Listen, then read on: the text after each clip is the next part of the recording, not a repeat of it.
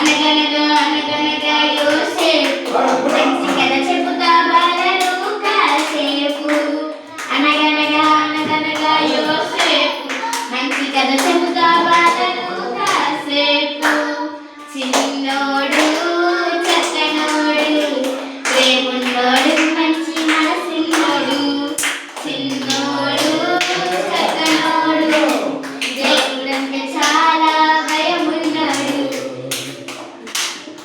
చప్పట్లు కొట్టే చేతులన్న చేతులన్న చేతులు చప్పట్లు కొట్టే చేతులను దేవుణ్ణి చేసెను.